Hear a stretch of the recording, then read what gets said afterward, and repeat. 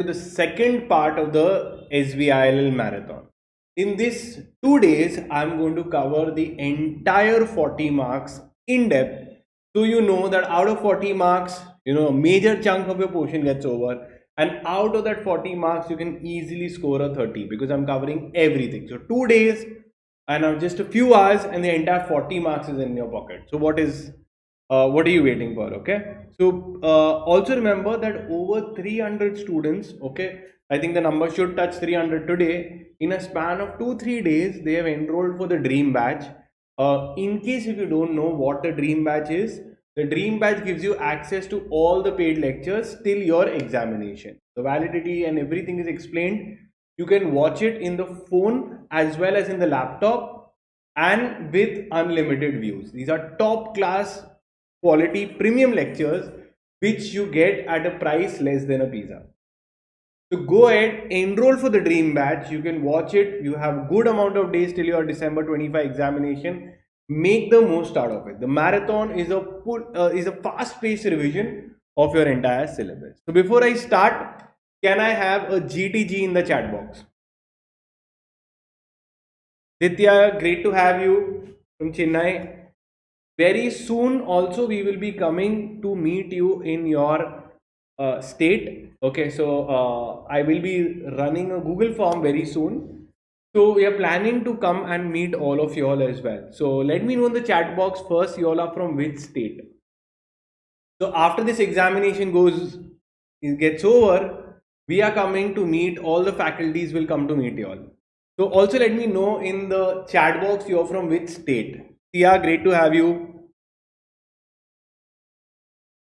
Uttam, also great to have you all. Okay, also message the state which you all are from. So after the December examination, after you ace it, get really good marks, then we are coming to meet you. Tamil Nadu, great. Yes, definitely we are going to plan right after the examination from the love and support that you all have shown. Okay, great.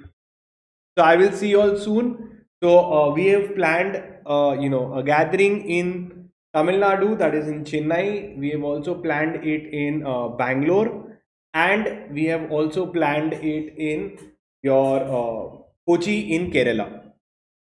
Great. So do let me know you all are from which state. So feels good. And these lectures are in English, so you can share it with your friends also.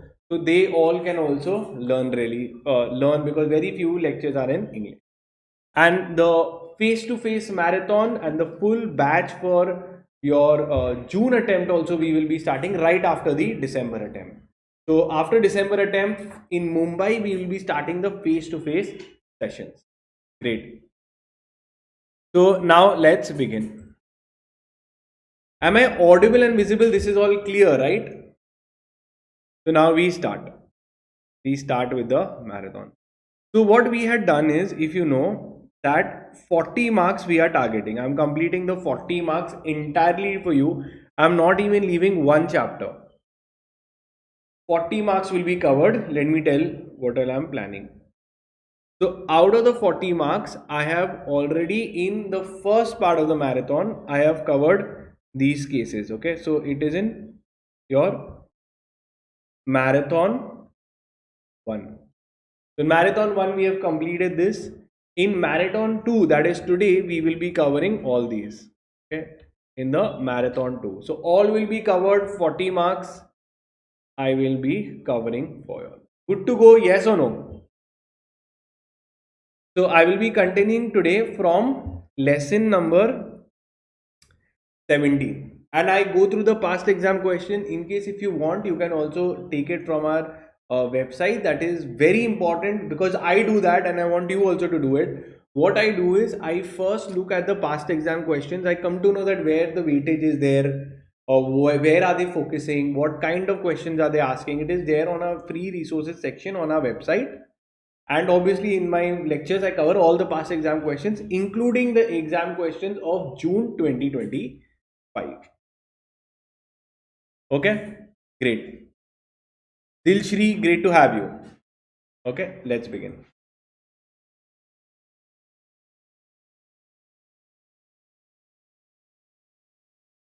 Anguraj, also great to have you. Yes. Let's start.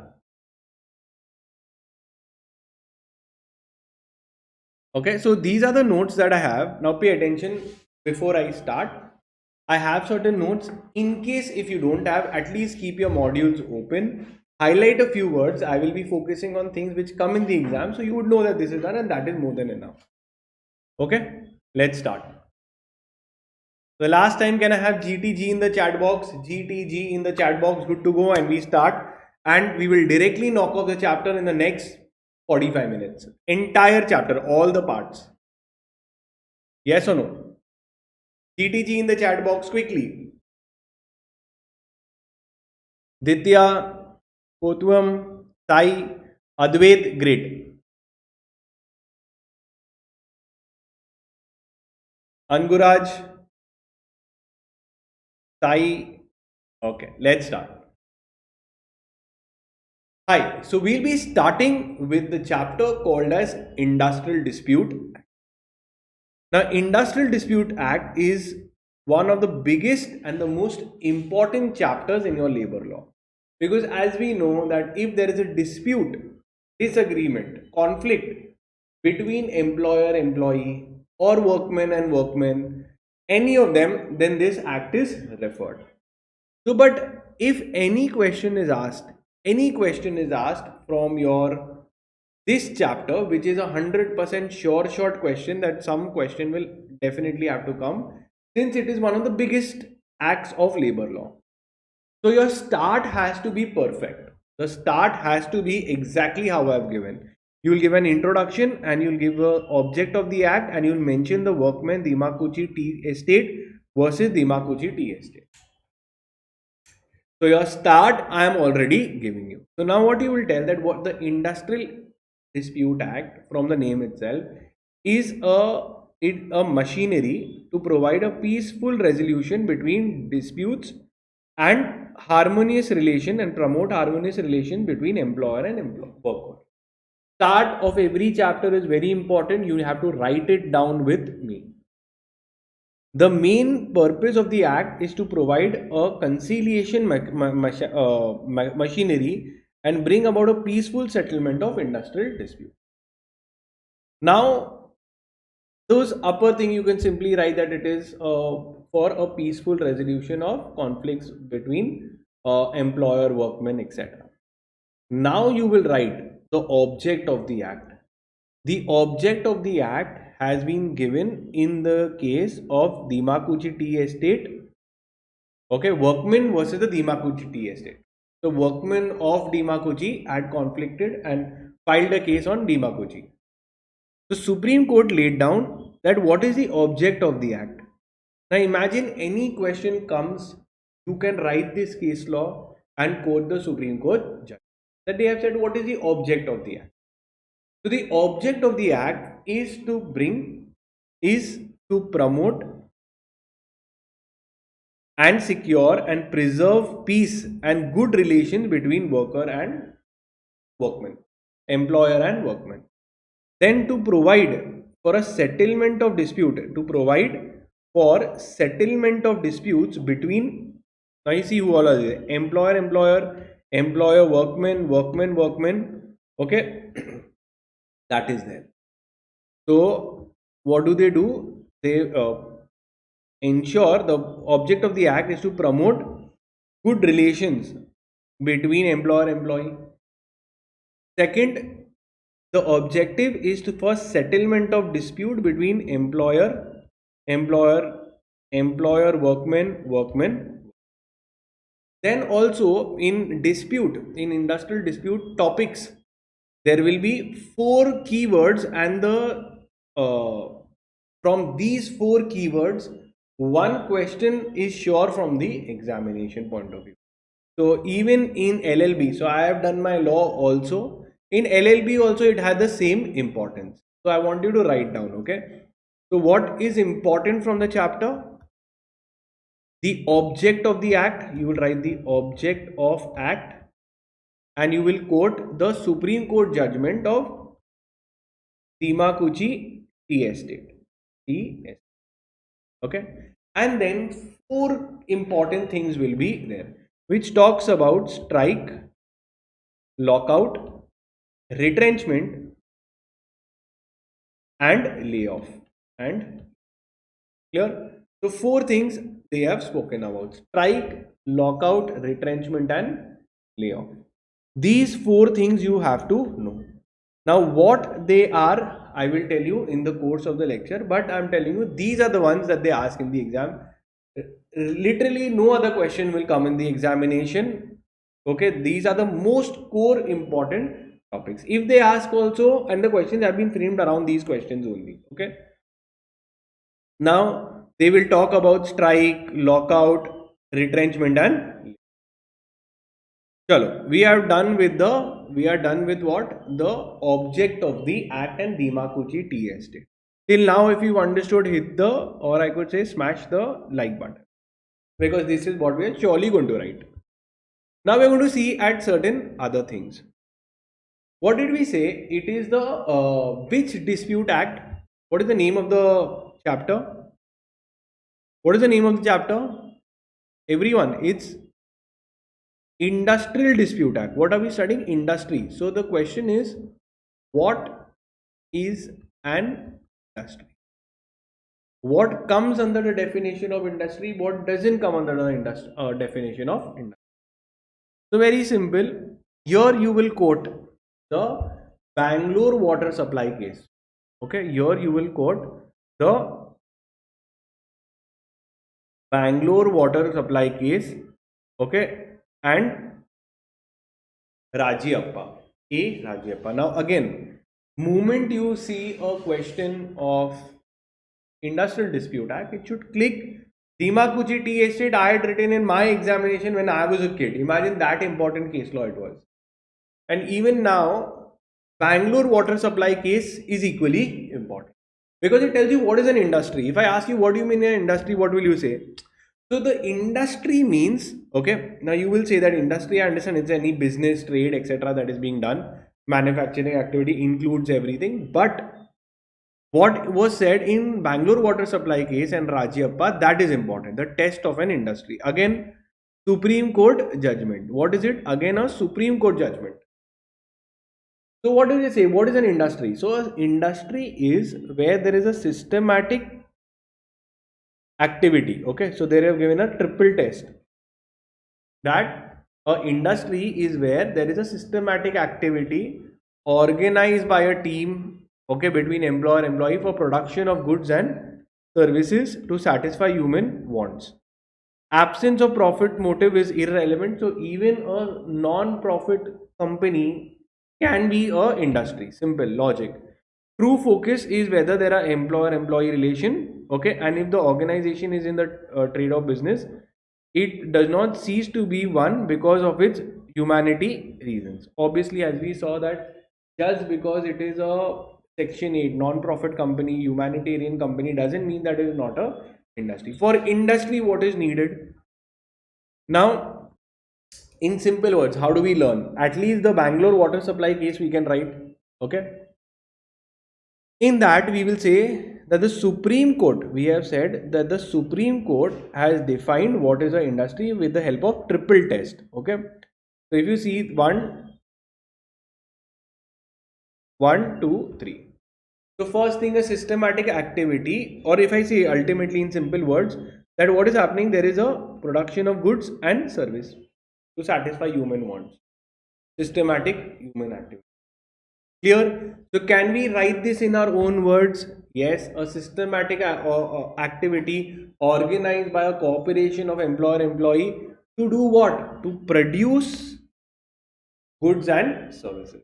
Simple. Absence of profit motive is irrelevant. Very, very simple. Again, they repeat the same thing, that listen, what do you mean by industry and what you do not. Now, obviously, it's not that important, but industry, we saw it, there has to be a systematic activity where cooperation of employer-employee is there for production of goods and services. Okay, and absence of profit motive is irrelevant. Whether or not, it doesn't matter. Doesn't matter if all this is there. Money has been invested.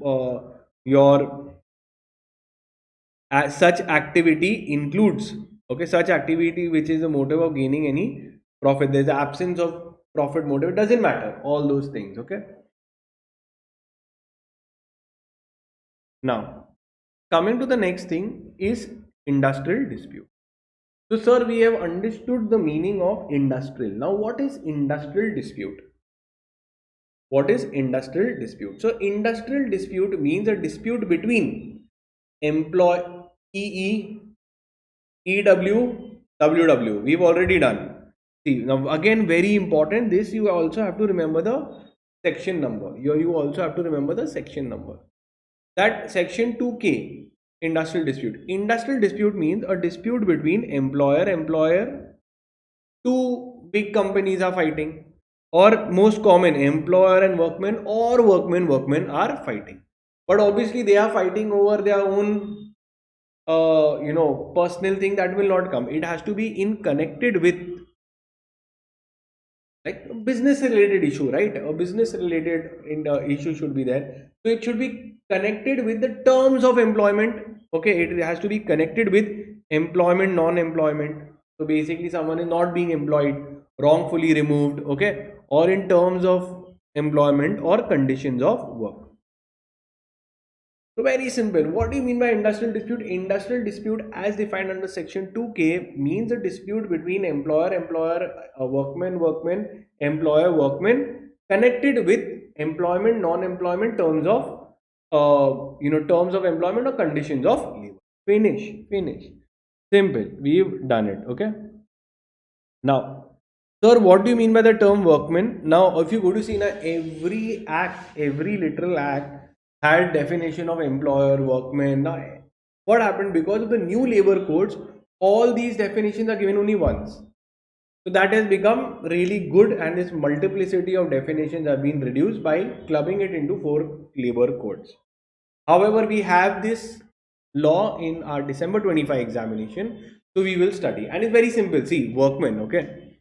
Normally we say who is a workman? A workman is the person who is employed under an employer. Okay.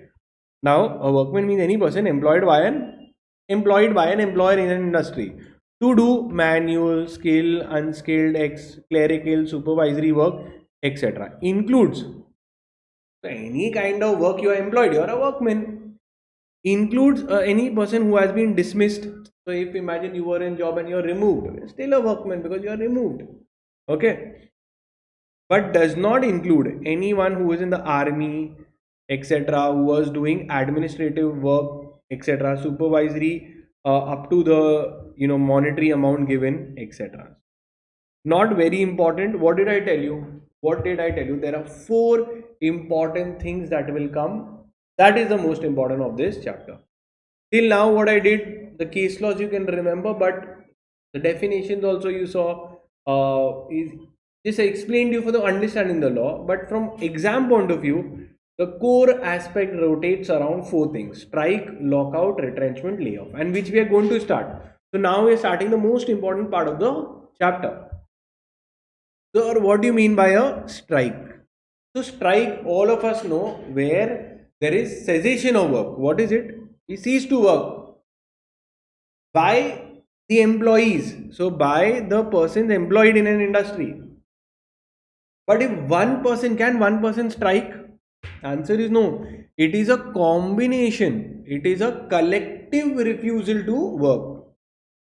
Okay, under a common understanding that all of them have collectively said we will not work or continue to work or accept this till their demands are met. So this is a means of collective bargaining. Okay. Now, in strike, very important, they are still under employment. It is not a termination of employment. Strike does not terminate the contract of employment. Again, sir, what do you mean by strike? A strike is cessation of work by the persons employed in combination under a common understanding. Okay. However, it is a means of collective bargaining and it is not leading to termination. It is they are striking so that some demands are met. Simple little points. There are different types of strikes. So what happens is they keep everything. If you see, they keep all their tools down and they will say, we will not work. I will not lift the whatever a particular machinery, I will not do it. So sit down, pen down, tool down, every work you are leaving it. You are not refusing to work. Okay. Even when they are asked to leave the premises, they do not do so. So when a collective workmen under common understanding are putting their tools down, it is called as a strike. Second, go slow. Now go slow means what? All of them under a collective understanding are going deliberately delaying the production. What are they doing? They deliberately delay the production, work slow, and this is a very common practice even in today's corporate world. If today anyone is not giving hikes, is not giving good salary, and increment was not good, then employees don't like to work only properly in the company. So this is a kind of go slow. Go slow is more harmful than total cessation of work, because here there is waste of resources. Okay, machinery are kept long, etc. Sympathetic strike is basically a strike joined to support other workmen's rights. For example, if one workman was beaten up, now you want all of us are striking till the manager doesn't apologize to this guy. So it's a sympathetic strike. It is not your demand, but it is to support another demand of someone else. Work to rule. Work to rule is another kind of a strike. Only headings we remember, internal rhymes we can write of our own. Work to rule means what? It is a very rare kind of strike. It is there is no cessation of work. It does not constitute a strike. Though they have said work to rule is the other way around, that they always say we will work so much that they will feel guilty, employer will feel guilty that he has ever done. So you are not ceasing to work. You are working more to make the employer guilty and then get your due. So this is a different kind of a strike altogether. It doesn't constitute a strike. Hunger strike, hunger strike, now you have to define it. A hunger strike, what is happening? Workmen come to the place of work or the residence of the employer, okay, and do not move, but they will not eat till the work is done. Now comes to legality of strike. Very simple.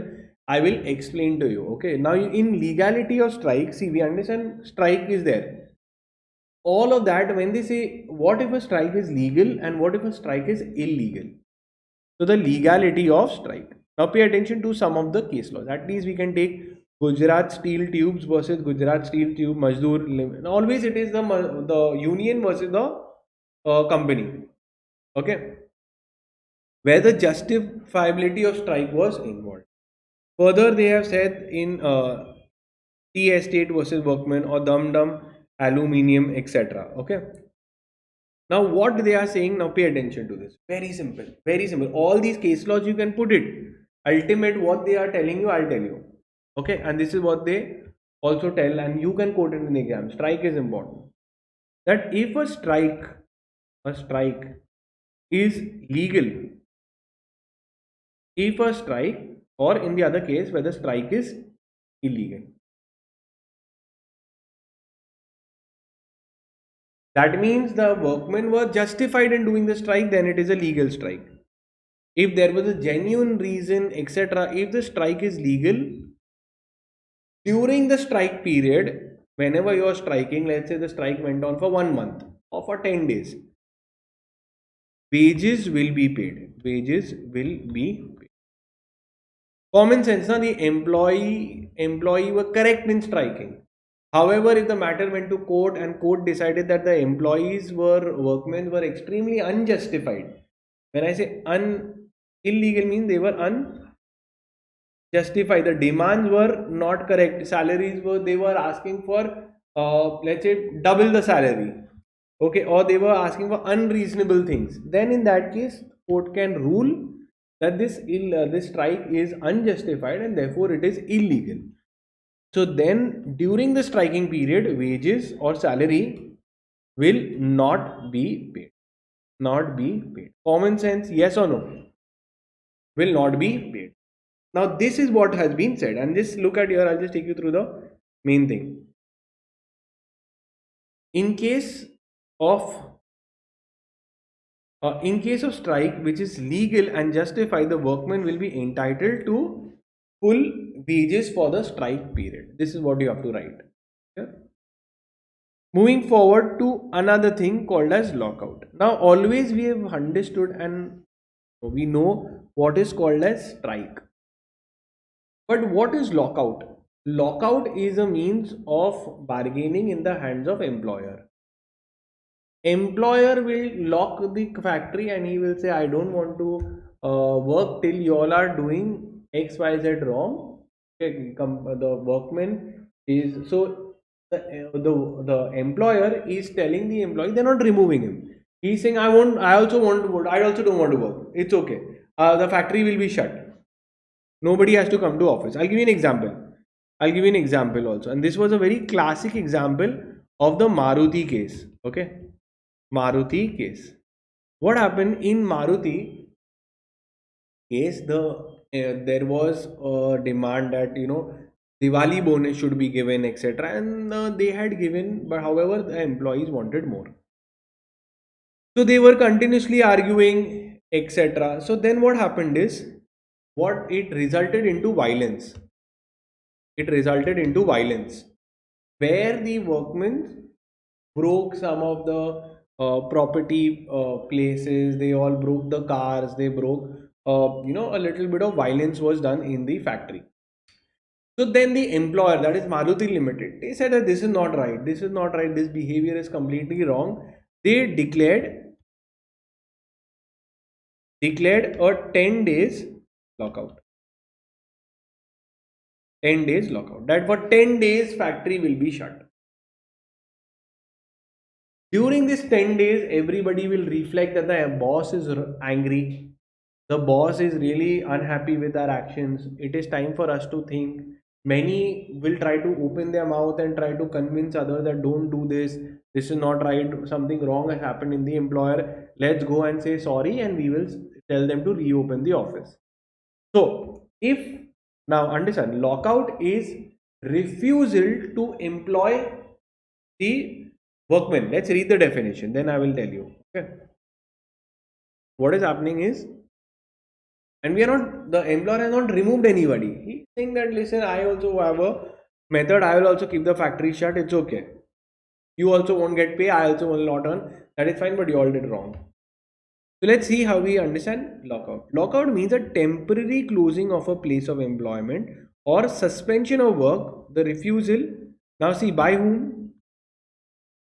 Refusal by the employer to employ any persons during it is an opposite to strike. It is a weapon in the hands of the lockout is a weapon in the hands of the employer. Okay, to pursue to encourage the workman to understand something and accept the demands of the work. This is case law was given in Express newspapers. Okay, versus their workers. Now the essence of lockout is the refusal for the employer to continue to employ a workman. Now coming to the point that for this also, if the lockout can be declared by whom? By the employer. Lockout is justified. When I say justified means if it is legal. So I will say, is the strike legal? Answer, is the lockout legal? Is lockout legal? Or if the lockout was not legal, illegal. So if it is a lockout was legal, then will wages or salary be paid? You tell me in the chat box. Will wages or salary be paid? Yes or no? Okay, you tell me. Will salary or wages be paid if lockout is justified and legal? So what is happening is, understand that lockout is justified if yes, that means the employer was correct. So workman will not get salary. Workman doesn't get salary. get salary. Understood? Here, if the lockout was not legal, was it legal? Answer is no. If it is not legal, means the employer was wrong. Employers will, salary will be given. Understood? So let's read. If, and then comes to a concept called as layoff. Layoff is also extremely important. Now, what is layoff? Layoff means that due to business reasons I could not employ you. Due to business reasons.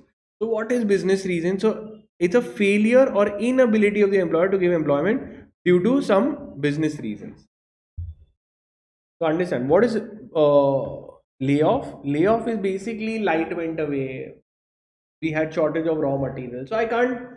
So we are unable to give you employment at the moment. So maybe for 1-2 days the factory will be shut. Renovation is going on.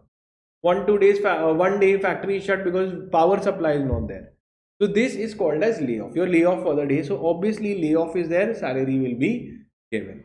So it is given in the following cases. So no SAM, you have to remember. No SAM. What you have to remember the code word? No SAM. So first is natural calamity. There is a earthquake, volcano, there is cyclone, something like that. So no SAM is there. Okay. O, any other reason connected with business. NO. S is what? Shortage of raw material. There is shortage of raw material. We don't have the raw materials. How will we make the finished goods? S. A is accumulation of stock. There's so much stock available that we don't have place to stand. So accumulation of stocks are also there. That is a overloaded of work where we can't work. NOSAM, and M is basically breakdown of machine. So layoff is basically inability of the employer to give employment for reasons such as no SAM. That is what you will write. Okay. Difference between layoff and lockout. In layoff, due to business reasons only I am removing. Lockout is a means of collective bargaining. There is a dispute. Okay, that is.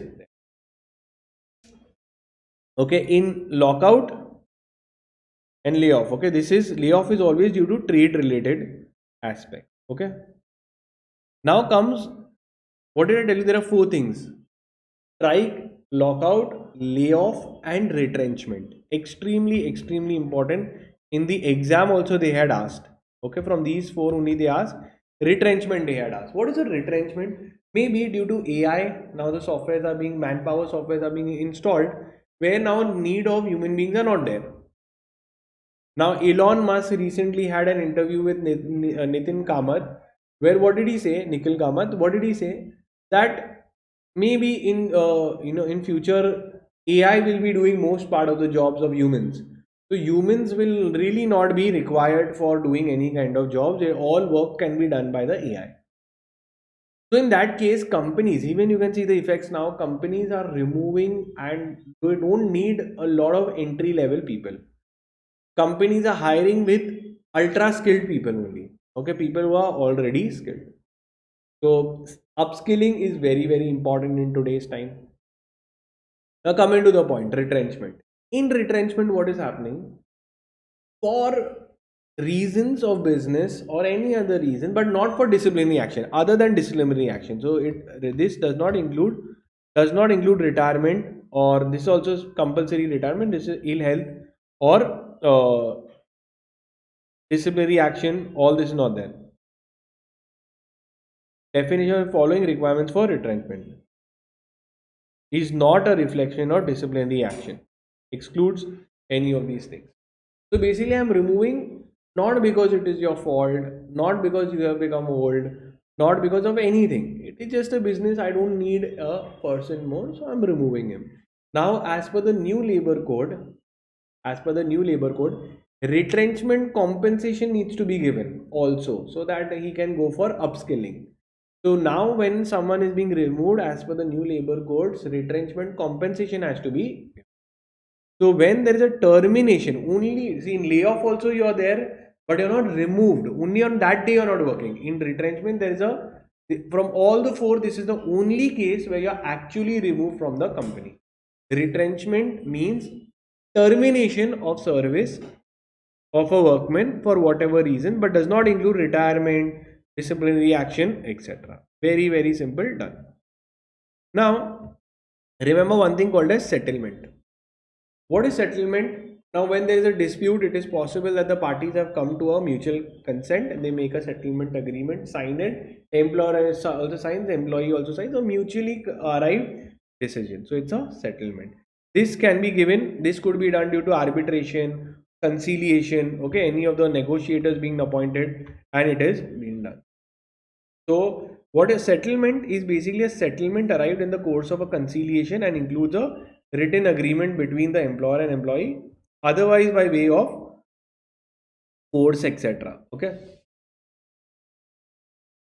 So, what is happening is in settlement, how it happens, there could be a conciliator appointed who explains to both employer and employee that listen, why you want to fight, do this as a solution, take it as a middle path, and then they both agree and a written agreement is signed. Clear? Simple. Now come with the authorities under the act. Now all this you don't need to remember except where the numbers are given. So works committee, these are all different types of committees made. So work committee, that the government requires the employer to constitute a work committee where there are 100 or more workmen employed, then you have to make. So where 100 or more are there, then they have to appoint a works committee. Conciliation officers. So conciliation we have done, obviously you're giving your GIGL subject also. Conciliation, what happens? In conciliation, the object of a conciliator is to interpret the issues, lower the tensions, provide solutions, so a amicable settlement can be made. So mutual settlement can be made. So he tries to mediate and tries to solve. The conciliator can never pass a decision. He can only encourage mutual settlement. Okay, so he will create a friendly atmosphere and try to reconcile the parties and help them in bringing to a common settlement. Now we come to Board of Conciliation. Board of Conciliation. Now again a board will be made where a panel of conciliators will be there. From there we can select. Not important. Court of inquiry, labor court we know to pass decisions, tribunals and national tribunals for appeals. Now coming to another thing which is called as a public utility service. Sir, why is this concept of public utility service given? Can anyone tell me? Why public utility? Public utility means what? Some service which the world uses. You and me also use electricity, telegraph for our day-to-day activities. Okay, it's something of public welfare. Your public sanitation, etc. Okay, transport service. Your major docks, etc. Telephone services. So these are public services, public utility services. Light, electricity, transport, public sanitation. Now my question is, why did they give it in Industrial Dispute Act? Because there is a special restriction, there is a special provision. And listen, if any workman, if you see a bank will also come here. Whenever bank is also striking, because it is public utility, right? So whenever banks want to strike, they cannot just go on the road and start striking. Because it is a public utility service, some rules have been made that listen, you all will disrupt the public life at large. So some rules have been made that don't strike except for the following rules. So can someone in the electricity department strike? Answer is yes, but they have to follow the, which we will see now. Okay. So strike and lockout. Strike and lockout. So these are two weapons, one in the hands of the worker and one in the hands of the employers. Now we come to general prohibition of strike. Very, very important. This is applicable to everyone. General prohibition. Now, sir, what is a general prohibition? General prohibition means that don't do a strike if something is ongoing. Okay, very simple. So you cannot do it. No workman employed shall go on strike and no employer shall go on lockout. if something is ongoing, case is pending, arbitration case is pending, matter is pending in conciliation. See, pendency, if there is a conciliation proceeding, if there is a pendency of a labor matter, okay, if there is a pending arbitration proceedings, or during any period where the settlement award is in operation. So anything that is pending, don't strike during that time. Common sense, let the process get over. So what all is pending? Arbitration, conciliation, settlement. So settlement is pending, arbitration is pending, matter is before labor court, matter is before conciliation, then don't strike. This is a general prohibition. Now you have a special provision for public utility services. Special provision, very, very simple. Very simple, okay? You have to remember now 6 weeks and 14 days. 6 weeks and 14 days. That prohibition of strike and lockout in public utility service. So if anyone or the employer wants to declare a lockout, or a employee wants to declare strike, employees want to declare strike, then if it is a public utility service, they have to follow some additional rules. They have to give at least 14 days notice. Okay, so basically giving 14 days of giving a notice. The moment I give a notice, 14 days I have to wait. So date will have to be after 14 days. I cannot just give a notice today and say I am striking tomorrow. So no person employed shall go on strike in breach of any contract. One. So no breach of contract should be there. So you cannot give a strike within 14 days of giving the notice. I give a notice, I cannot directly go. I have to wait for some time. That is 14 days waiting period. Another thing, I should also inform the employer within 6 weeks before striking. Now this is before even striking. 6 weeks prior, I have to intimate him. Now notice I have not given. I have to inform him that listen, we will go on strike, okay, on this date. I will say why during this time. 6 weeks they have given. Why? Because we will try to bring a conciliator, try to solve, etc. But if that doesn't work, then the second notice will come that we are doing a real strike on this date, and that date has to be 14 days ahead. Finish. Of the actual strike, when we are doing, notice I have given, 14 days I have to wait. Then before the expiry of the strike, during the pendency of anything, so rest all is same, that before the expiry of the date given in the notice. For example, no person employed can do a strike before the date that they have mentioned in the notice. If in the notice they have said 15 January, we will do a strike on 15 January, then I cannot do a strike before that. Understood? Common sense, if I have told them I'll strike on 15, then you cannot do it before 15.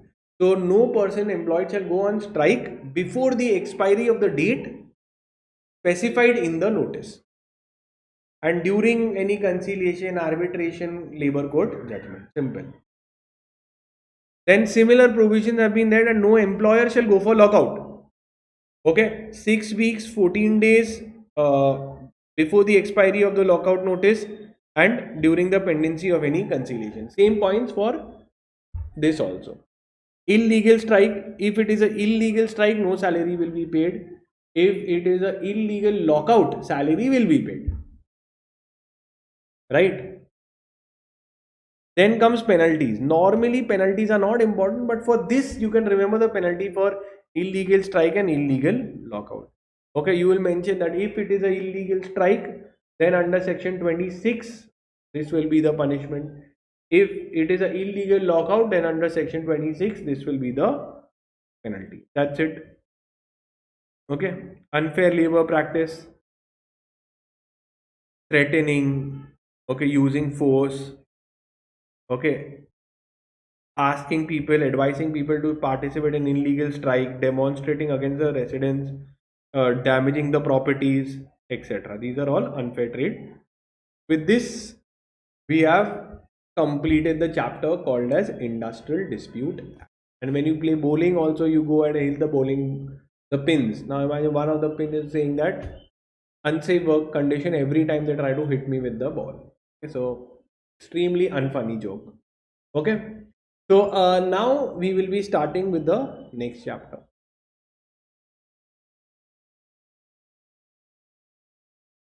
Hi, so we'll be starting with the Industrial Employment Standing Orders Act. Now, before we understand what is the meaning of a standing orders, a standing order is a written contract. What is it? It is a written written terms and conditions regarding the employment, leaves, etc., which is there. Now, government of India, they realize that many times when there is a contract, when we enter with blue collar jobs, contract, or whenever we are hiring blue collar jobs, you know the difference between white collar and blue collar. White collar is us, where we are professionals. Okay, so we normally always have a offer letter in hand. We always have a written letter, everything. But when you see the people working in factories, etc., they don't have written. They can't even read. So in that case, earlier written contracts not used to be there. So because of that, there were hardly any rules, etc., and huge exploitation was there. And all the conditions of employment were heavily in favor of the employers prior to the act. Okay, and it became very difficult in what is the conditions and the terms of work. So then they said that let's bring an act where we will give a model standing orders. What will we give? We will give something called as a model standing order. Sir, what is a model standing orders? So government of India is saying that if there is no written contract, then the written contract given under written terms and conditions given under this act, that will be applicable. So model standing laws will apply. Model standing, if you remember, in a company law also article, table A, table F, etc. has been given. That if nothing is there, then this will apply. You can choose that. It's a basic draft. So this is the basic terms and conditions. If a company, if any employer has not entered into any contract with anyone, we have just verbally appointed someone, so automatically the model standing laws will apply, and the employer is bound to give whatever is given in the model standing laws. So what happens? It brings in a uniformity. It is a formal declaration to the employer also, knowing that what is the terms of work. It defines the conditions of work. Being a written form, they cannot be changed or altered abruptly. Okay, it brings in a uniformity in the terms of the conditions of work. Okay, so model standing laws are written terms and conditions. If there is no written contract, the model standing laws will apply. Simple little point. Now, very simple. Section 3. Procedure for certifying draft standing orders. Now pay attention. By default, what will apply if there is no written orders? Model standing. They apply by default. Okay. By default, this will be there. Now imagine in your mobile also, when you get default tabs, default cover page, yes or no? So everyone will have a default law applied. Now, what if an employer is saying that this is all the basic terms and conditions, I'm going to give them much better? You cannot have anything which is more disadvantageous than the model standing laws. So employer can come and give better conditions, that is allowed. Worse conditions, not allowed. So if the employer says that, listen, I want to certify,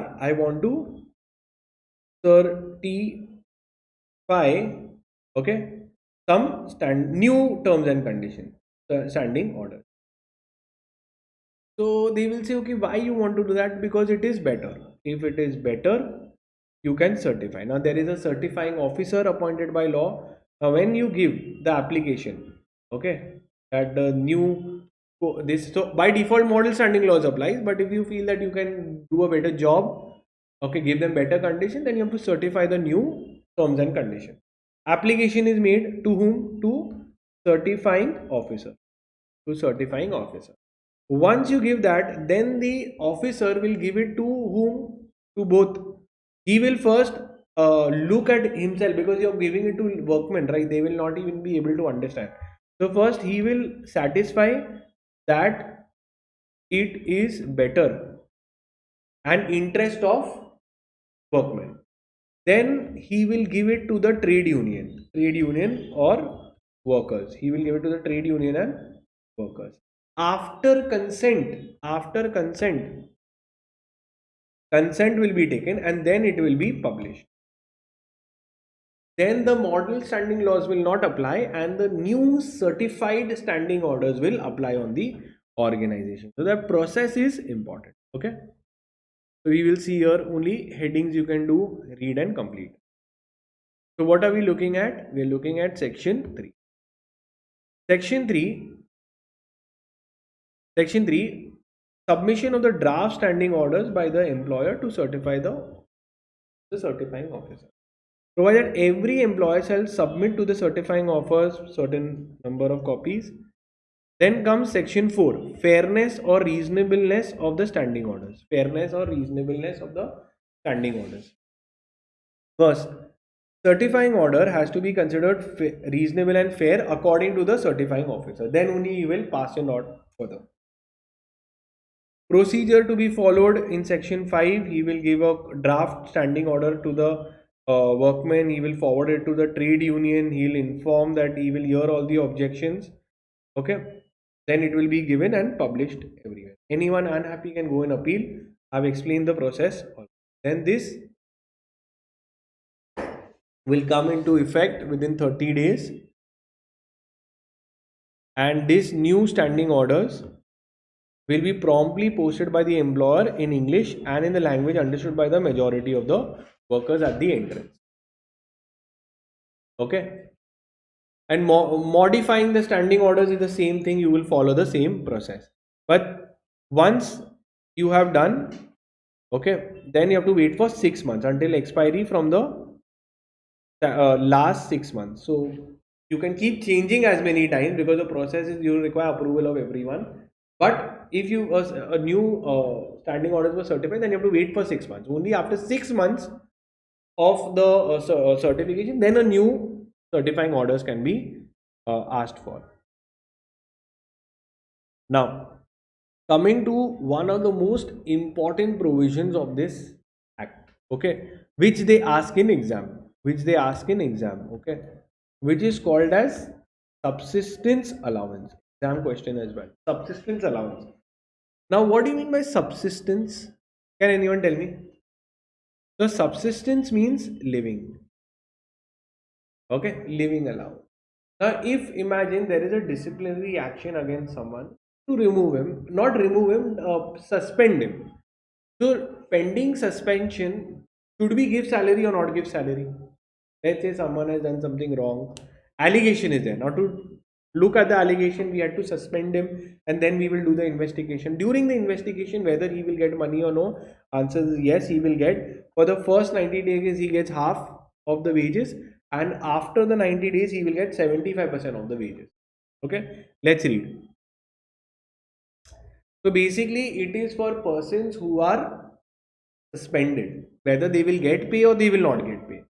So even if you are suspended and investigation is ongoing just to identify whether you are right or wrong, wages will be given half, and once 90 days is over, then we will have to give you 75%. If any workman contravenes the standing orders, he will be punished and action will be taken. If he is suspended or any inquiry is ongoing, he would be entitled to subsistence or survival allowance. Let's see. Where any workman is suspended by the employer pending investigation, the employer shall pay such an amount to the workman for his subsistence allowance at a 50% of the wages for the first 90 days, 75% of the wages for the remaining period. Okay, so only till the investigation is pending. Matters stated in the standing orders very simple. What would be there in an offer letter? Everything is a shift timing, leave rules, attendance, late coming, what will happen, what kind of job role you have, what is your working hours, how can you terminate your employment, okay, or rights and duties of both the parties. So this is the offer letter details will be, okay.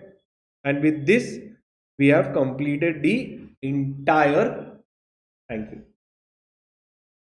Okay. Till here it is clear, yes or no? Now we will begin with lesson number 18. Now we will begin with lesson number 18. Very simple. We will begin with lesson number 18. Lesson 18. Lesson. Till that, I require, clear in the chat box. Then I will start with this. Clear in the chat box. Everyone write clear in the chat box. Write the word clear in the chat box. So I know that you've understood this part. Now we will start. We'll take a 2 minutes break and we'll complete it. Okay. We'll just take a breather of maybe 2 minutes and we'll come and complete it. Okay. So till then, hit the like button. I'm covering everything and your entire 40 marks is over. Okay. Advait, great to have you.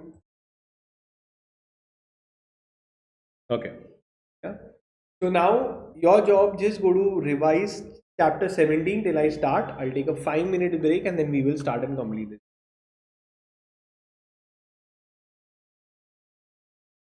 So I'm taking a break, but then your job is to complete the lesson number 17 if anything is there, or lesson number 18, whichever you want. You can do a recap.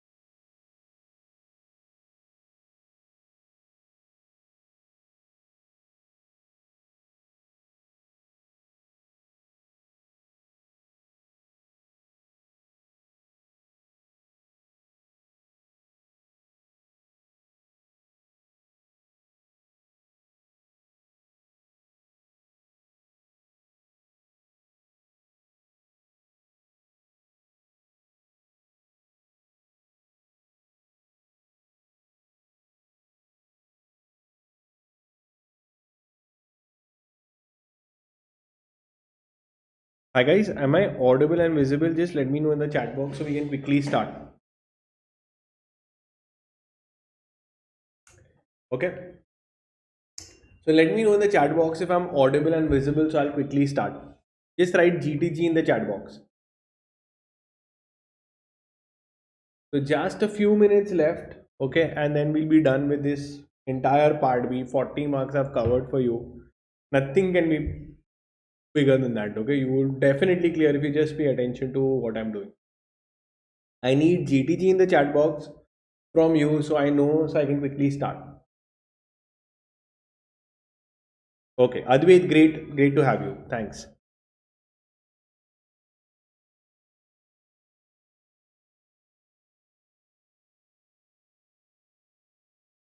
Okay.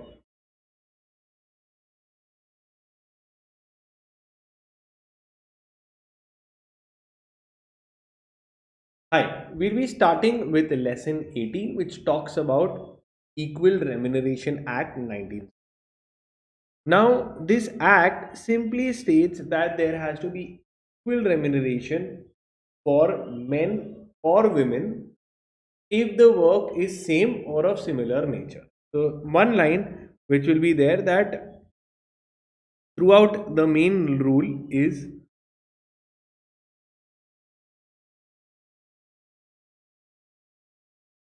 given in the object, okay, the Equal Remuneration Act. It says that there has to be equal remuneration for both men and women for the same work or similar nature. It prevents discrimination on the basis of gender, okay, and it ensures that there is no discrimination not only at the time of recruitment, that is before recruitment, even after recruitment.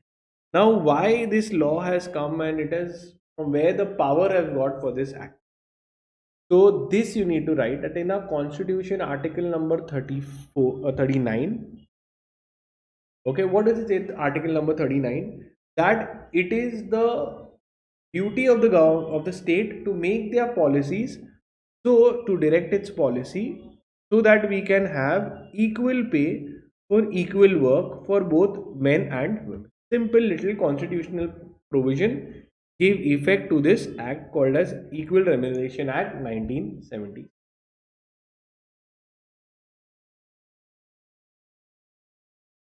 Now, how do you define same work? Means which require the same level of skills, effort, responsibility is same. So, how do you define that it is work of same or similar nature? Equal level of skills, effort, or responsibility is there. Now we come to the core provisions. Core provisions. Section 3 of the Act. Okay.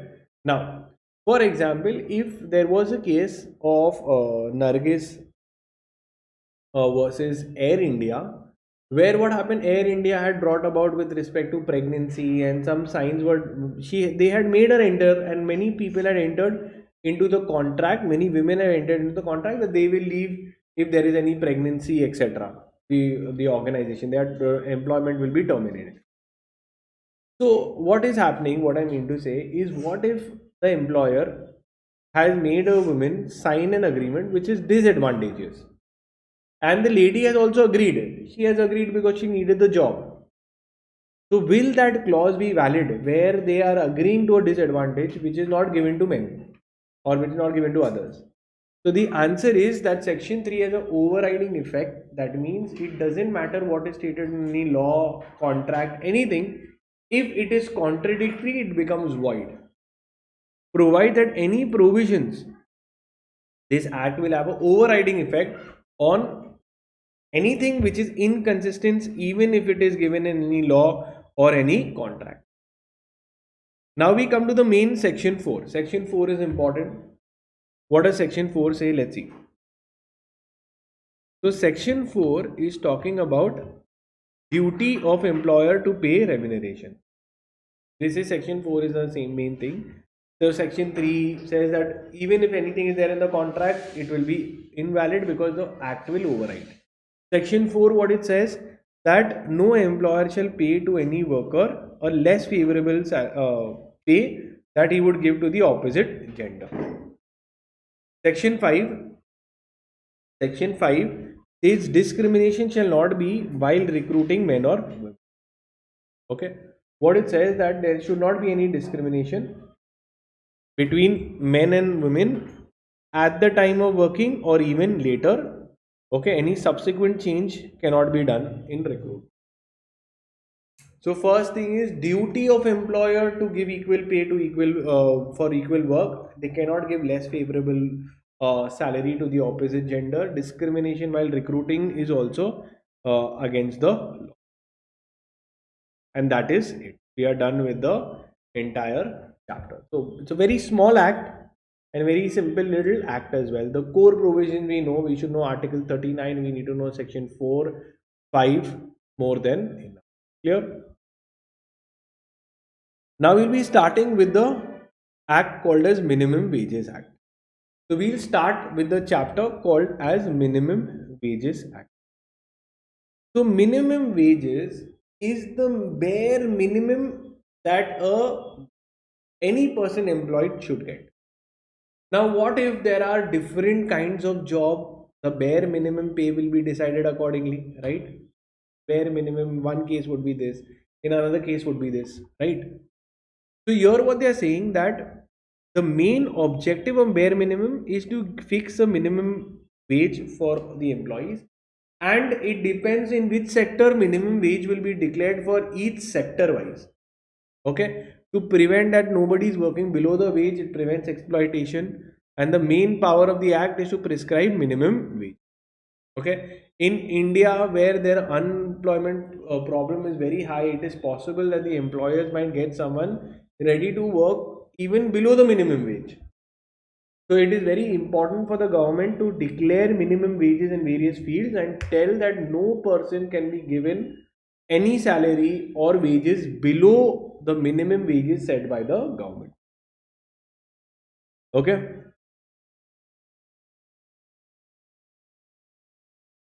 Manner of fixation of revision of minimum wages. So how many times government will keep revising the minimum wage, etc. So minimum wages, obviously, if you see now, maybe in terms of company secretaries, it doesn't come, it comes to blue collar jobs. In blue collar jobs, you see sometimes it could be work could be determined on basis of time. 3 hours you come, this is your salary. So minimum time days it is given. Then it could also be given on piecework. Piecework means what? That one article you make, this much money you will get. Third, guaranteed time rate. That this is the minimum rate you should get. Okay. Then comes overtime rate will also be determined. So this you can just remember internally. You don't need to know that different times of rates will also be decided. Piece per article, what will be the price? Time wise, what will be the price? Overtime rate, what will be the. Now, is there one minimum wage? Answer is no. For different categories of schedules and classes of work and different categories of people, the salaries can be different.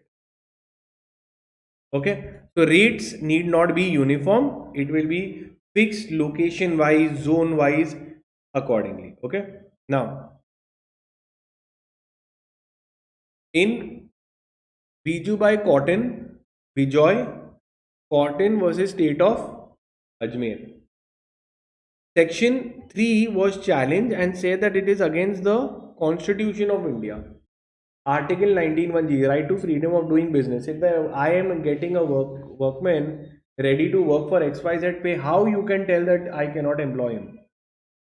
Right? So employers and business owners say that this is against the law.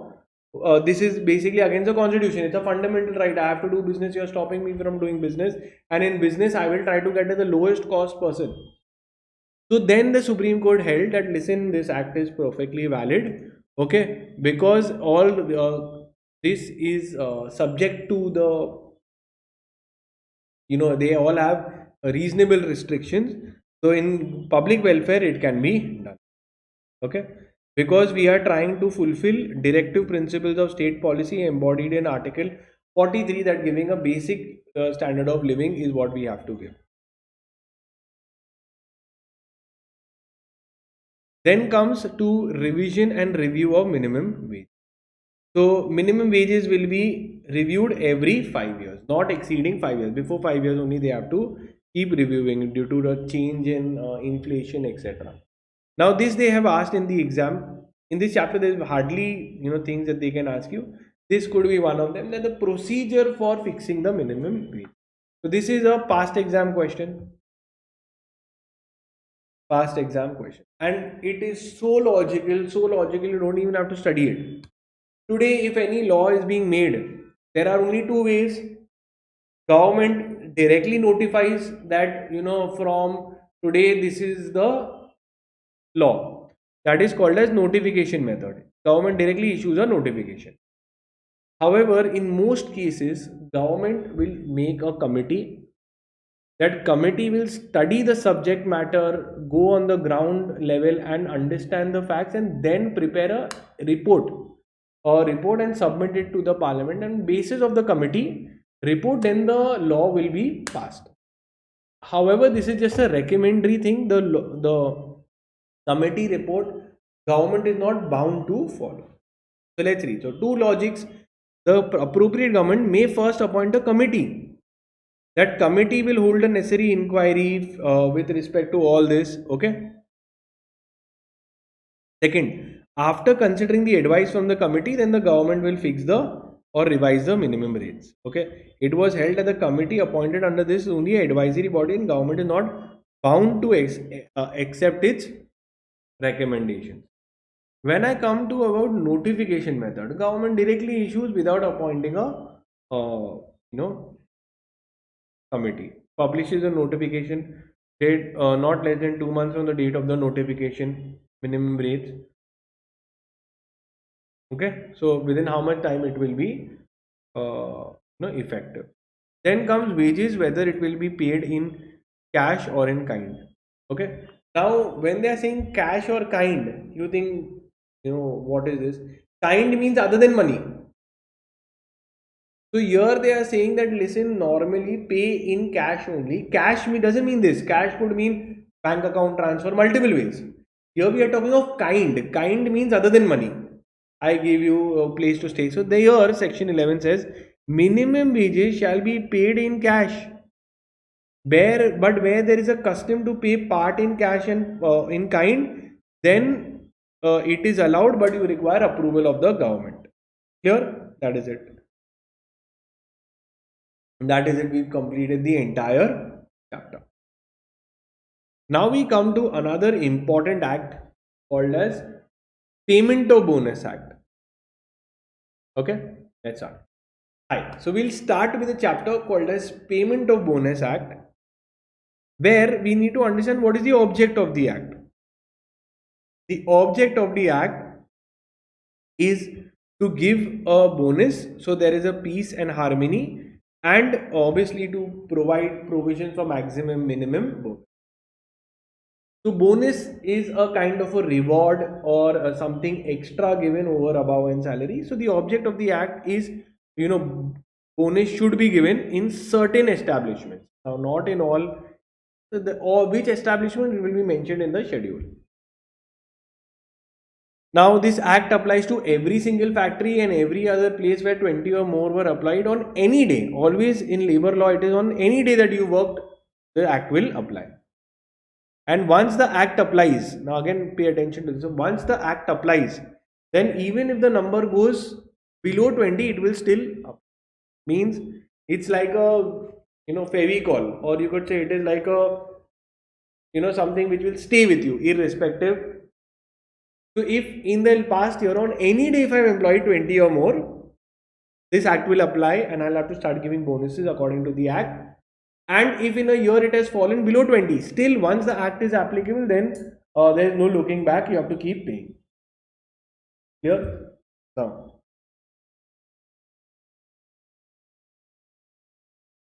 looking next to the eligibility for bonus. Now obviously it does, the top level people, they will not tell that pay bonus. It will just be for people who are up to a certain limit, and very limited bonus. When you look at it, as hardly anything. I'll show you how also. The eligibility limit for a bonus is a person who is getting 21,000. Means an employee earning up till 21,000 is eligible for bonus calculation. So anyone earning 21,000 in the company, up to 21,000. If it is above 21,000, you will not be entitled for bonus under this act. This act is for blue collar people. Blue collar people earn very less, so 21,000 also is a very big figure, okay, for them. So anyone who is earning up to 21,000, could be 5,000, 6,000, 7,000, they could also come monthly basis, then they will be eligible for bonus, and the bonus calculation they have also shown later, okay. So certain classes are exempt from bonus. Section 62 states the provisions of act do not extend to the following classes of people. The following people will not get bonus: insurance sectors employees, anyone working for the sea, dock workers, government affiliated, anyone working for educational institutions, Reserve Bank of India employees, employees of financial institutions, etc. Your water transport, they all will not be entitled for bonus. Sir, why like that? Because they get so many other benefits. Government employee get pension.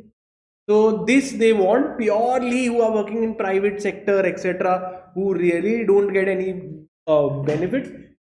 For them this act is made. For all others, they already have multiple other benefits. That's why they have been kept out. Now, question is, by when the bonus should be paid? By when bonus should be paid? So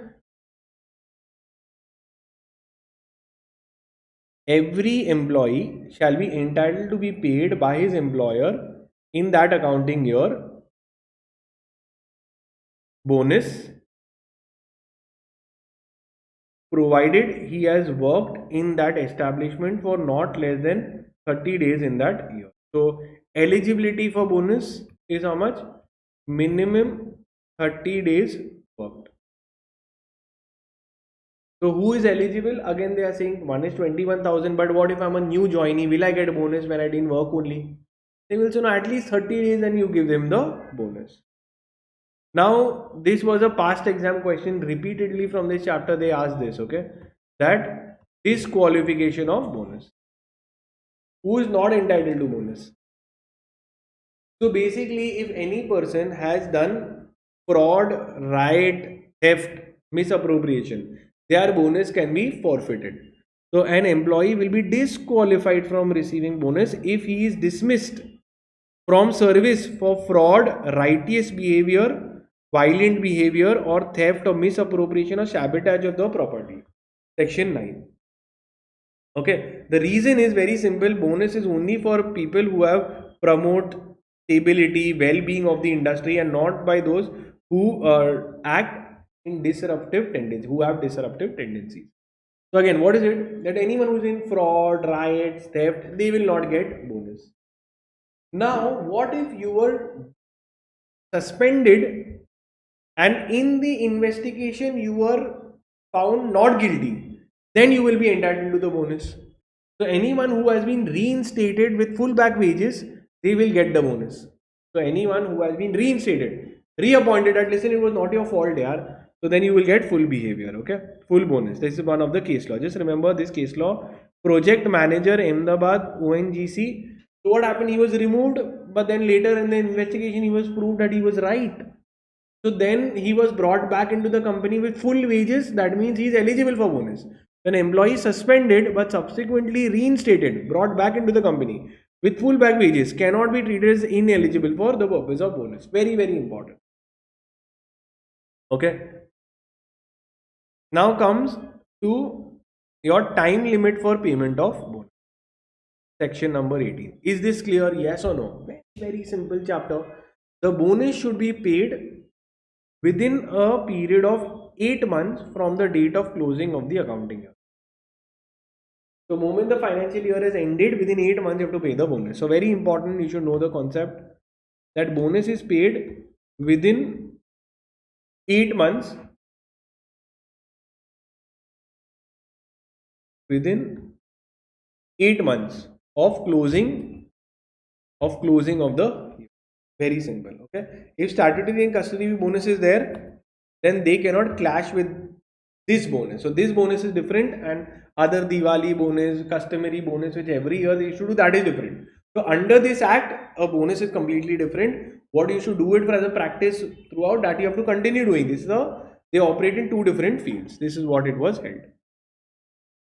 Now they are talking about the minimum and maximum bonus. So now it's very simple. You have to know this also, that government is saying minimum you should give this much and maximum this much you can give bonus. Sir, why maximum limit? Under this act, law also has to think from an employer point of view. That employer also is not put under pressure by the employee that give more, give more, give more. He said, listen, law has only told 20% maximum of your wages. Get lost. Okay. So what is the minimum? 8.33% of the salary or 100 rupees, whichever is higher. However, if he's not completed 15 years, then 8.33 or 60, whichever is higher. Okay, obviously in today's time, 8.33 is only there, 100 and so no relevance. So the payment of minimum bonus, section 10, everyone with me, what is section 10? The minimum bonus that we have to pay. Okay, the minimum bonus that we have to pay is 8.33% of salary minimum, and maximum is 20%. So maximum here you will see is 20%. Okay, maximum bonus is 20%. So payment of bonus is 8.33 of salary or 100 rupees, whichever is higher. Okay, even if the employer has suffered losses during the accounting year, he is bound to pay the minimum bonus. So if he has losses, then how will he pay? So obviously that much amount they have to pay will be calculated minimum bonus. It will be carried forward and paid in the year when they earn profit. So even if you got a loss, minimum bonus is to be paid, but we don't have money to pay you in that year, so it will be carried forward and paid in the year when you get the profit. Clear? That is it. Now 8.33 of the salary. Now this was the amendment, just remember, for bonus computation, that while calculating also, we will say now we have to calculate the bonus. So all those people who are earning up to 21,000 come here. Everyone came. Then they say we'll do your calculation. We'll do the calculation. Now to do the calculation, we need 8.33 of salary. So salary, they are saying that listen, I earn very little, I eat $1,000. So then they are saying, okay, fine. If it is less than, now pay attention to this, okay?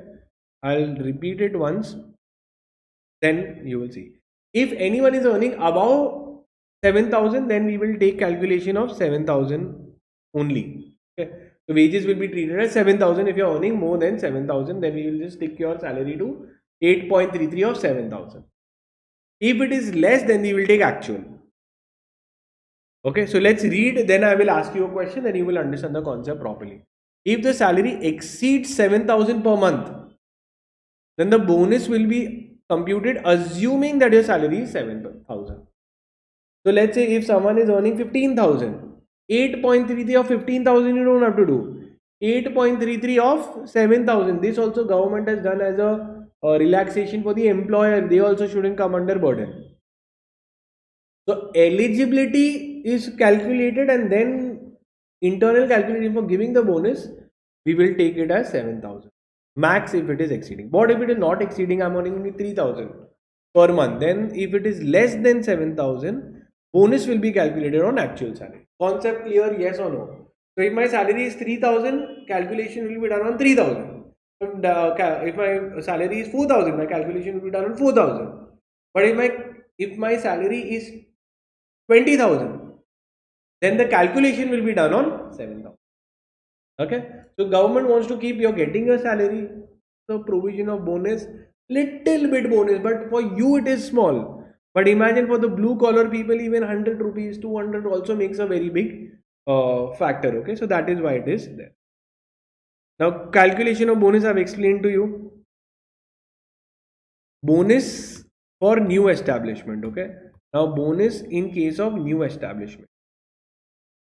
In the first 5 accounting year, okay, the new company need not pay for the first 5 years in case of inadequacy of profit. So first 5 years exemption has been given. After that they have to.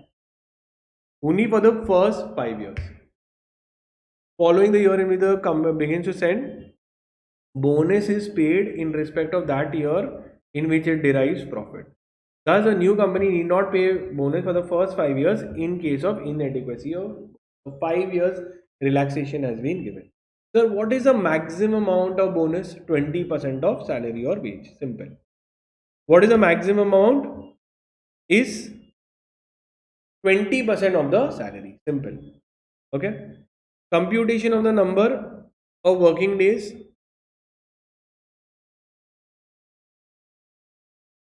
Number of working days. So, according to the computation of the total number of working days, section 13, for any accounting year, an employee of an establishment is considered to have worked on the following days. So, when we are calculating that whether you worked or no, remember 30 days you have to work minimum. So, what all should we include? So, very simple. If you were paid leaves is also considered as if you were working. Temporary disablement absence, maternity leaves is also considered working. So all these days are considered, okay, as worked, that you have worked on all these days, laid off, etc., etc. Okay, then comes on the provisions of set off and set on and set off, set on and set off, set on and set off. Now let's understand what is it. The surplus from which I have to give bonus. If imagine we are looking at set on. So set on is a good thing. What is it? A good thing. Both are only good, but let's see. What is happening if the allocable surplus exceeds the amount of maximum bonus? Maximum bonus. How much is bonus? 20% of the wages. So here the profit that the company has, the net profit that they have, called as allocable surplus. There is a calculation also. Just remember that allocable surplus is what the company has earned. If they have earned as 120 and the maximum bonus that we can do is 100. So the maximum bonus that we are going to give them is 100, because by law ceiling limit is 20% and it is coming to 100, but still there is more money left because company has earned so much money. So then they say that this 20 is the excess. This 20 is the excess. It will be carried forward. This will be carried forward and it will be paid for how many for how much time? For 4 accounting years, and then it will be paid to them. So in any year, wherever up to the 4th accounting year, wherever we get an opportunity, we will give it to them. So again, that 20, so maximum bonus, so we will give you because we have that money. 20 also we have extra. So this 20, if in the next year we earn less, that time we can, give you this balance 20. So we can carry forward it till the 4 accounting year. So maybe at any time in the next 4 months, I will try to adjust and give it to you. So what is set on is when the allocable surplus is more than the maximum bonus. The 20 rupees as excess will be carried, or they use the word set on. It's actually carried forward. That will be carried forward to be set on. It's just the language that they have used. Okay. Now set off. What is set off? Set off is basically, imagine if the allocable surplus is less than the minimum bonus. Minimum bonus. So let's say if 100 rupees is the allocable surplus and the minimum bonus is 120. So they get a shock that minimum I should have got how much? 120. But they have only 100. So 20 is a deficiency, right? So this deficit will be carried forward. Okay, that this we could not pay you. Okay, carry forward to be set off in the next. Same logic that we will try to adjust this somewhere. So where the allocable surplus falls short of the amount, of the minimum bonus, then such deficiency shall be carried forward to be set off in the succeeding year, maximum up till the fourth accounting. So in whichever year we find that, listen, this 20 rupees, we'll try to give it to you, right? So we got less than the minimum bonus, so we will see that in the next year we get profit, we will give it to you, right? Done. Recovery of bonus via set on and set off provision. So again, very simple. You were entitled to bonus.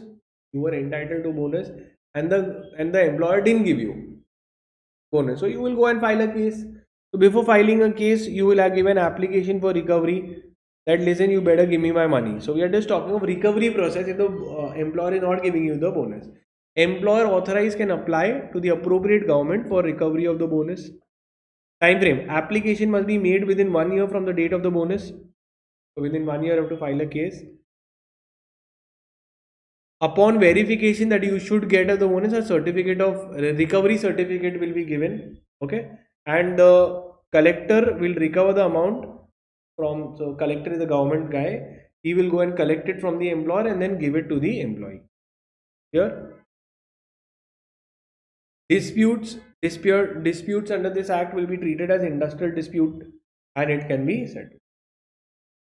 Now they say bonus linked with productivity and this, so very simple. Sometimes we can say that if you know that nowadays they are saying that who to give bonus to, so they link it to productivity. If whoever does a better job will get.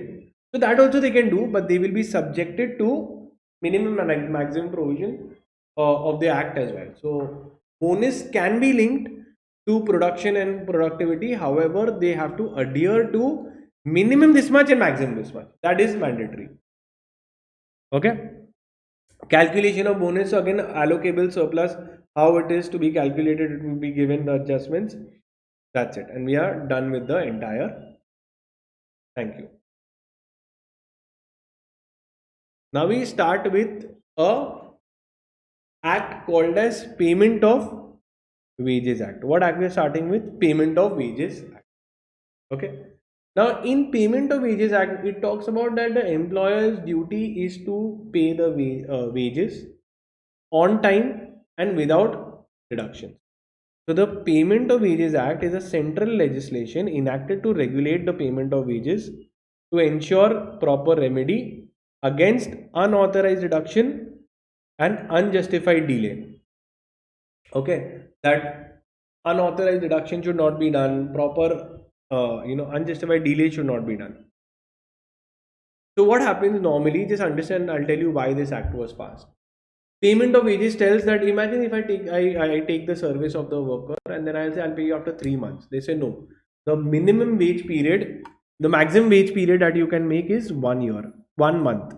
That means salary has to be paid every monthly only, max. You'll never see any place in India where salary is paid for 2 months together.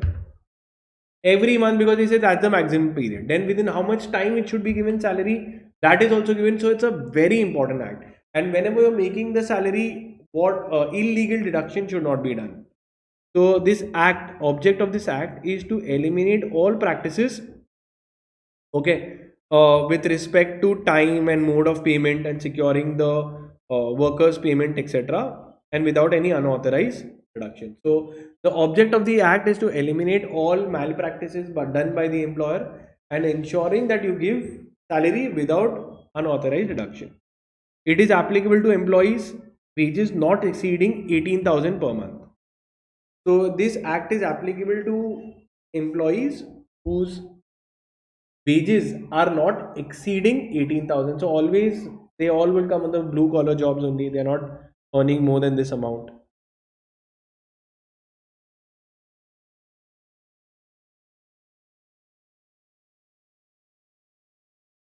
We come to the main section. Your section 3 talks about the responsibility to pay the. Every employer shall be responsible to pay all the wages. Okay. Whose responsibility? The employer will pay the wages. Common sense. Next is section 4, fixation of the wage period. No wage period shall exceed 1 month. So the maximum wage period means you work for daily basis, I give you daily money, that is fine. But the maximum you work for 1 month, I have to pay you the money. Then within how much time I have to pay the money is what is the most important thing. Most important. That is why you will see exam question is asked from section 5 only of this chapter, payment of wages. Within how much time I have to pay the salary. When you work in any company, you will see that by 10th they always pay. By 10th they always pay. See, wherever there are very big companies, they always pay because the last date is 10th of the month. In any case, they will pay by the end of the month. And if there are less than 1000 people employed, it means you could say obviously smaller companies, their date is 7th, before the expiry of the 7th. If there are more than 7, then by the expiry of the 10th day. Then comes, wages can be paid in currency notes, etc. But the main thing is deductions. Now, while making the payment, it is possible that the employee can make deductions. Section 7 states that the wages, they can make the following deductions: fine, damages, housing, recovery loans, income tax, okay, payment to cooperatives. So all these deductions can be made. Let's take an example. If there is an employee on which there was fine, he was absent from duty, he has done some loss, he was getting some housing benefit from us, he had taken a loan, he has his PF, etc. Income tax was to be deducted. All these deductions are valid. Okay, all these deductions from his wages are under the legal category. So you can do this. A register to be maintained and will be preserved for 3 years. Now section 15, claims arising out of deductions, okay, and penalty for vexatious claims. Now what is happening is, imagine if an employee is trying to file a false claim. So vexatious claims, penalty can be given as well. Bona fide dispute, it will not be there, but a vexatious claim is with the intention to harm the reputation. So then the employee will be held liable. Okay. The central government has enhanced the ceiling limit from 18,000 to 24,000 per month. Now please note this also. The wage limit has been increased for the applicability of the act. The central government has enhanced the wage ceiling from 18,000 to 24,000 per month. Okay, and this is the chapter. Unauthorized deduction and timely payment of wages is the entire chapter. Thank you.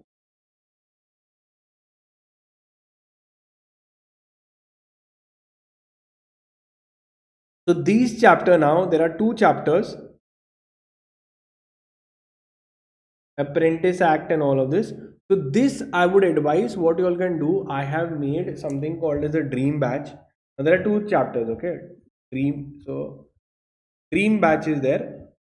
The dream batch, you get access to all the paid lectures, you can increase the speed. So go ahead and complete those chapters. These 2 chapters, I've covered almost everything. 2 chapters are there, there's a POSH Act and this act. Do it from the dream batch.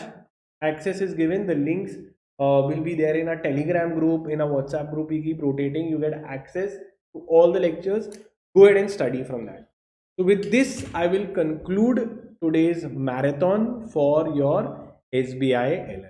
So 40 marks you can easily manage, just a few chapters, and that also you can get it from the dream batch. So study hard, guys, and let me know if you need any help. I'm always available. You can join our WhatsApp group. The lectures are in English. Please share it with all your friends in South India. Also, if you are from Mumbai at the face-to-face center, please do come visit and enroll yourself as well. Okay, dream batch is a massive gift. Scanners is a massive gift, which is there on our website. I'm holding test series also, free of cost. You can write your test, we are correcting and giving back to the students. And this is the 5th December is the last date to give the test papers, after which we will correct and start giving it back to you. Take care, guys. Thank you so much for your patience, and do like the video and share the links with your friends as well.